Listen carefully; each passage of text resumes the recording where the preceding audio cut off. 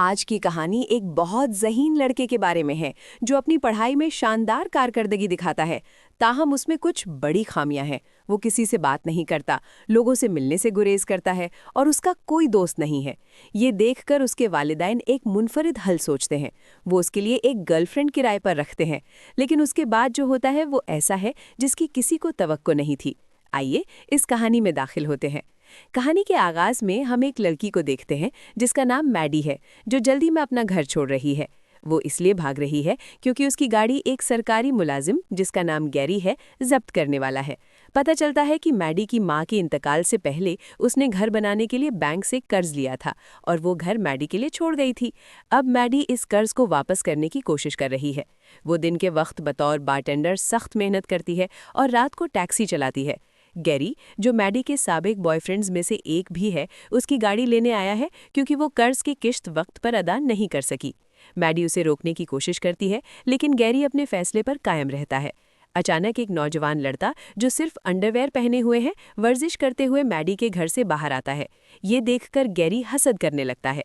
Maddie सूरत हाल को संभालते हुए जल्दी से गैरी को कहती है, "ओ, वो इटली से आया हुआ मेरा कजिन है।" नौजवान लड़का फिर आकर मैडी के करीब होने का ड्रामा करने लगता है, जिससे गैरी को और भी शक होता है, ये समझते हुए कि मैडी उसे बेवकूफ़ बनाने की कोशिश कर रही है। गैरी गुस्से में आकर उसकी गाड़ी लेकर चला जाता है। अपनी गाड़ी के बगैर मैडी के पास आने जाने का कोई तरीका नहीं होता। वो इसके बजाय रोलर स्केट्स पर काम पर जाने का फैसला करती है।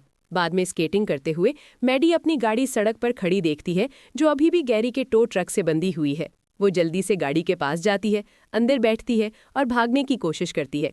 ताहम जल्दी में वो गाड़ी को टो ट्रक से खोलना भूल जाती है। जब वो रफ्तार बढ़ाने की कोशिश करती है तो गाड़ी हरकत नहीं करती। इसी वक्त गैरी करीब की एक दुकान से बाहर आता है। उसे देखता है कि वो क्या कर रही है और दोबारा उसकी गाड़ी ले जाता है। मैडी अपनी गाड़ी वापस लेने की कोशिश में नाकाम रहती है। इसके बाद मैडी अपनी दोस्त सारा और सारा के शौहर जिम के पास जाती है और अपनी परेशानी बयान करती है। वो उन्हें अपनी गाड़ी खोने और बैंक के कर्ज की मुश्किलात के बारे में बताती है। सारा मदद करने की कोशिश करते हुए मैडी के लिए ऑनलाइन पुरानी गाड़ियां तलाश करती है, लेकिन मैडी आह भरती है और कहती है, "मैं पहले ही हर जगह देख चुकी हूँ, मुझे शक है कि मुझे कुछ बेहतर मिलेगा।" ऑनलाइन ब्राउज करते हुए सारा को एक गैर मामूली इश्तिहार मिलता है। एक अमीर खानदान 20 से 25 साल की एक लड़की तलाश कर रहा है जो उनके शर्मीले 19 साला बेटे की गर्लफ्रेंड बन सके। इश्तिहार में जिक्र है कि लड़का बहुत ज़हीन है, लेकिन सामाजी मेलजोल में मुश्किल महसूस करता है और उसका कोई दोस्त नहीं है। बदले में खानदान इस लड़की को एक बिल्कुल नई गाड़ी बतौर तोहफा देने की पेशकश कर रहा है, जो इसकी मदद करे कि वो अपने खौफ पर काबू पा सके और एतमाद हासिल कर सके। इब्तिदा में मैडी हिचकिचाती है क्योंकि उसे लगता है कि शायद वो उस लड़के के लिए ज़्यादा उम्र की है, लेकिन सारा और जिम से बात करने के बाद वो इसे आजमाने का फैसला करती है। उसे गाड़ी की अशद ज़रूरत है और ये शायद उसका वाहिद मौका हो। हम फिर मैडी को अमीर ख़ानदान के घर की तरफ स्केटिंग करते हुए देखते हैं। वो लड़के के वालिदैन से मिलती है, जो अपनी सूरत हाल बयान करते हैं। वो उसे बताते हैं, "हमारा बेटा पर्सी 19 साल का है और इंतहाई ज़हीन है, लेकिन वो किसी से बात नहीं करता, कभी बाहर नहीं जाता और लड़कियों से मुकम्मल तौर पर बचता है। वो सिगरेट नोशी, पार्टी करने या आम गुफ्तगू जैसी चीज़ों से डरता है। अपने फारिग वक्त में वो सिर्फ अपने फ़ोन पर मुख्तसर वीडियोज़ देखता है। हमें फ़िक्र है कि अगर ये जारी रहा तो वो अगले साल यूनिवर्सिटी की ज़िंदगी में खुद को ढाल नहीं पाएगा।" मैडी गौर से सुनती है और पूछती है, "तो आप चाहते हैं कि मैं क्या करूं?" वालिदैन जवाब देते हैं, "हमें सिर्फ ये चाहिए कि तुम उसके साथ वक्त गुजारो, उसे समाजी बनने में मदद दो और उसका एतमाद बढ़ाओ। जब हम देखेंगे कि वो बेहतर हो रहा है तो हम तुम्हें गाड़ी दे देंगे। लेकिन पर्सी को कभी मालूम नहीं होना चाहिए कि हमने ये सब तय किया है। तुम्हें फितरी अंदाज में उसके करीब जाना होगा और उसे यकीन दिलाना होगा कि सब कुछ हकीकी है।" मैडी इस मुहायदे पर राज़ी हो जाती है और उस दुकान की तरफ जाती है जहां पर्सी जुज़ वक्ती काम करता है। शोख सुर्ख लिबास पहनकर वो कुत्ता गोद लेने का बहाना बनाकर उसकी तवज्जो हासिल करने की कोशिश करती है। मैडी छेड़छाड़ करती है और पर्सी को मुतासिर करने की कोशिश करती है, लेकिन वो उसके जादू में नहीं आता, बल्कि वाज़ेह तौर पर घबरा जाता है। हार न मानते हुए मैडी कहती है कि क्यों ना आज मैं तुम्हें तुम्हारे घर छोड़ दूं। पर्सी हिचकिचाता है और इनकार करता है, लेकिन मैडी जिद करती है। उसकी साइकिल उठाकर अपनी वैन में रख देती है। कोई और रास्ता न होने पर पर्सी मजबूरन उसके साथ जाने पर राजी हो जाता है। जब वो गाड़ी चला रही होती है, मैडी मजाक में कहती है, "क्या हो अगर मैं तुम्हें घर ले जाने के बजाय अगवा कर लूं?" फिर वो गाड़ी पर्सी के घर के बजाय अपने घर की तरफ मोड़ देती है। इस पर पर्सी घबरा जाता है और जैसे ही गाड़ी रुकती है वो मैडी के चेहरे पर पेपर स्प्रे कर देता है। मैडी गाड़ी से बाहर आकर कहती है, मैं तो सिर्फ मजाक कर रही थी। अगर मैंने तुम्हें अगवा किया होता तो क्या मैं तुम्हें अपने घर लाती? ये सुनकर पर्सी को एहसास होता है कि उससे गलती हुई है। तलाफी के लिए वो बाग की नली से मैडी को नहलाता है और स्प्रे साफ करता है। इसी दौरान वो उस शाम उसके साथ डेट पर जाने पर भी राजी हो जाता है। बाद में हम मैडी को एक क्लब में पर्सी का इंतजार करते हुए देखते हैं।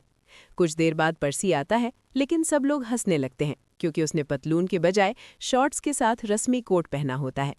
ताहम मैडी उसे आरामदेह महसूस कराने के लिए उसके मुनफरिद अंदाज की तारीफ करती है। एक वेट्रेस उनकी मेज पर आती है और मैडी अपने लिए लॉन्ग आइस टी ऑर्डर करती है। पर्सी पेप्सी मांगता है, लेकिन मैडी उसका ऑर्डर मनसूख करके वेट्रेस से कहती है कि उसके लिए भी लॉन्ग आइस टी ले आए। जब वो मशरूबात पीते हुए बातचीत शुरू करते हैं तो अचानक मैडी का साबिक बॉयफ्रेंड ट्रेविस जाहिर होता है। ट्रेविस हंगामा करने की कोशिश करते हुए पर्सी को अपनी मंगेनी की अंगूठी दिखाता है और मेडी के साथ अपने माजी के ताल्लुक के बारे में बात करता है, जिनमें ये भी शामिल है कि मेडी ने उससे रिश्ता तोड़ दिया था। ट्रेविस की जाने के बाद मेडी फैसला करती है कि वो पर्सी को साहिल पर ले जाए। ताहम साहिल रात 8 बजे के बाद बंद होता है। पर्सी हिचकिचाता है क्योंकि उसे तैराकी नहीं आती, लेकिन मेडी उसे हौसला देती है। जब पर्सी कपड़े उतारने से इनकार करता है तो मेडी बेबाकी से अपने कपड़े उतारकर पानी में छलांग लगा देती है। दबाव महसूस करते हुए पर्सी भी अपने कपड़े उतारकर उसके साथ शामिल हो जाता है। जब वो पानी में होते हैं तो लोगों का एक गिरोह चुपके से आकर उनके कपड़े चुरा लेता है और चलने लगता है। मेडी गुस्से में पानी से इसी हालत में निकलती है, उन्हें मारती है और कपड़े वापस ले आती है। वो दोबारा पानी में जाती है और पर्सी के करीब आने की कोशिश करती है, लेकिन पर्सी बेआराम महसूस करते हुए कहता है, मुझे ये करते हुए अजीब लग रहा है, मैं अभी तक तुम्हें अच्छी तरह नहीं जानता। मेडी इसके जवाब से नाराज होकर बाहर निकलती है, अपनी गाड़ी में बैठती है और जाने की तैयारी करती है। पर्सी गाड़ी में बैठने की कोशिश करता है, लेकिन मेडी इनकार कर देती है। वो उसके कपड़े बाहर फेंक देती है, लेकिन उसका फ़ोन अपने पास रखती है, जिससे पर्सी को बगैर कपड़ों के गाड़ी से लटकना पड़ता है। इसके बावजूद मेडी गाड़ी चला देती है और पर्सी गाड़ी से चिमटा रहता है। सूरत-ए-हाल उस वक्त अफरा तफरी का शिकार हो जाती है जब पुलिस उन्हें देखकर पीछा करना शुरू कर देती है। बचने के लिए मेडी लापरवाही से गाड़ी चलाती है और तेज़ रफ्तार ट्रेन के गुजरते वक्त एक बड़े हादसे से बाल-बाल बचती है। बाद में हम उन्हें मेडी के घर पर देखते हैं। मेडी माहौल को हल्का करने के लिए गाने चलाती है ताकि पर्सी की तवज्जो हासिल करे, लेकिन वो अब भी उसकी नीयत को पूरी तरह नहीं समझता। अचानक पर्सी को खारिश महसूस होने लगती है और वो देखता है कि उसके जिस्म पर दाने निकल आए हैं। मेडी दवा लगाकर उसकी मदद करती है। इस दौरान वो बातचीत शुरू करते हैं और पर्सी माजरत करते हुए कहता है, शायद मेरा ब्रिज असर दिखा रहा है, लेकिन आज चीज़ें ठीक नहीं रहीं, कल दोबारा कोशिश करते हैं। मेडी राज़ी हो जाती है। अगले दिन मेडी और पर्सी दोबारा मिलते हैं। वो मुख्तलिफ जगहों पर जाते हैं, मज़ा करते हैं और म्यारी वक्त साथ गुजारते हैं। एक पुरसुकून जगह बैठकर वो दिल की बातें करते हैं। मेडी अपने ख़ानदान के बारे में खुलकर बताती है और ये कि उसके वालिद ने कभी उसे कबूल नहीं किया। पर्सी तवज्जो से सुनता है और कुछ देर बाद वो बोसा शेयर करते हैं। वहाँ वो पर्सी की दोस्त जूडी से मिलते हैं। जूडी और मेडी थोड़ी देर बात करती हैं, लेकिन जब पर्सी वहाँ से हटता है तो जूडी मेडी को खबरदार करती है। कहती है, तुम उसके साथ क्या कर रही हो? वो तो सिर्फ एक बच्चा है। मैं तुम जैसी लड़कियों को जानती हूँ। उसके वालिदैन के पैसे को उसका मत समझना। अगर पर्सी को तुम्हारी वजह से कुछ हुआ तो मैं बर्दाश्त नहीं करूँगी। अगले मंजर में पर्सी और मेडी तैयार होकर डिनर के लिए जाते हैं। मेडी के हौसला देने पर पर्सी स्टेज पर जाता है, पियानो बजाता है और गाना गाता है। उसकी कारकर्दगी सबको मुतासिर करती है और सब उसके लिए तालियां बजाते हैं।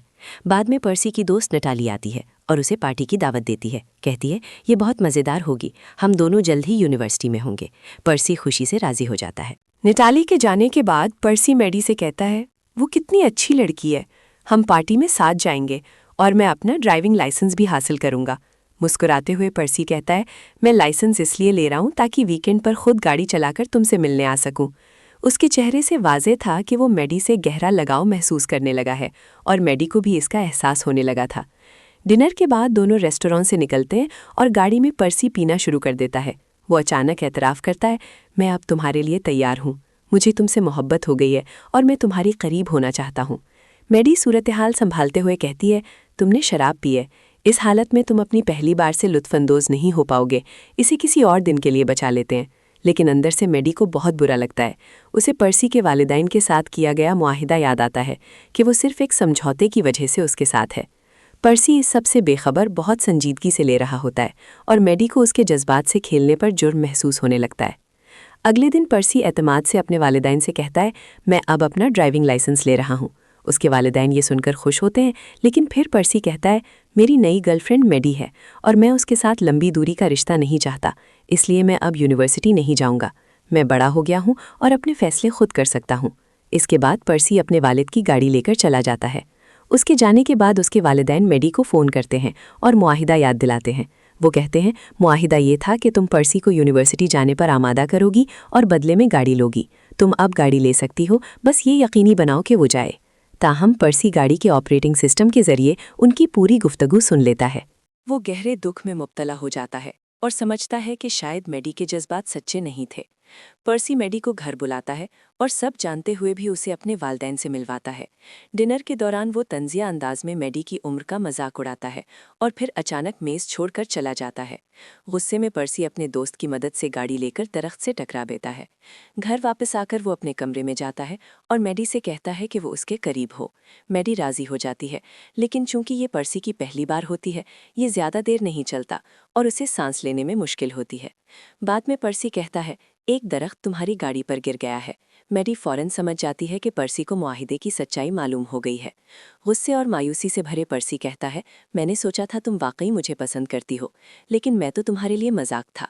मैडी मन्नत करती है, नहीं पर्सी, तुम गलत हो, मैं वाकई तुम्हें पसंद करती हूँ। मुआहिदा सिर्फ मेरा घर बचाने के लिए था, लेकिन मैं सच में तुम्हारी परवाह करती हूँ और तुमसे मोहब्बत करती हूँ। इसकी वजाहत के बावजूद पर्सी गुस्से में मैडी को जाने को कहता है। मैडी दिल शिकस्ता होकर घर लौटती है। उसे पर्सी के जज्बात को ठेस पहुँचाने पर जुर्म महसूस होता है, जबकि पर्सी दोबारा अपने पुराने मामूलात पर लौट जाता है, गेम्स खेलना और मुख्तसर वीडियोज़ देखना। एक दिन मैडी हिम्मत करके दोबारा पर्सी से मिलने जाती है। वो कहती है, हमारी दोस्ती हकीकी थी, मुझे वाकई अफसोस है और मैं खुद को कोस रही हूँ कि मैंने तुम्हारे साथ क्या किया। मैडी उसके पीछे जाती है, उसे मनाने की कोशिश करती है, लेकिन पर्सी अब भी नाराज़ होता है और सुनने से इनकार कर देता है। वो अपनी गाड़ी में बैठता है, लेकिन मैडी हार नहीं मानती। वो गाड़ी के सामने खड़ी होकर रास्ता रोकती है। मैडी मिन्नत करती है, मैं सिर्फ तुमसे बात करना चाहती हूँ। पर्सी सर्द लहजे में जवाब देता है, मुझे अब तुमसे कोई मतलब नहीं, मुझे अकेला छोड़ दो, और गाड़ी चलाना शुरू कर देता है। जैसे ही पर्सी साहिल की तरफ गाड़ी चलाता है, मैडी गाड़ी से चिमटकर उसे रुकने के लिए पुकारती है। अचानक गाड़ी समंदर में मुड़ जाती है और मैडी पानी में गिर जाती है। पर्सी फौरन गाड़ी रोकता है, बाहर कूदता है और मैडी को बचाकर किनारे पर ले आता है। कांपती हुई और जज्बाती मैडी कहती है, मुझे बहुत अफसोस है पर्सी। इस बार पर्सी टूट जाता है और मैडी को मजबूती से गले लगाकर माफ़ कर देता है। दोनों रोते हैं। आखिरी मंजर में पर्सी अपने बैग पैक करते हुए और यूनिवर्सिटी जाने की तैयारी करते हुए नजर आता है। वो अपने वालिदैन को अलविदा कहता है और बाहर निकलता है। हैरत की बात यह है कि मैडी वहाँ मुस्कुराते हुए खड़ी होती है और मजाक में कहती है, क्या किसी को कैब चाहिए? दोनों हंसते हैं और कहानी एक मीठे और खुशगवार इख्तिताम पर ख़त्म होती है।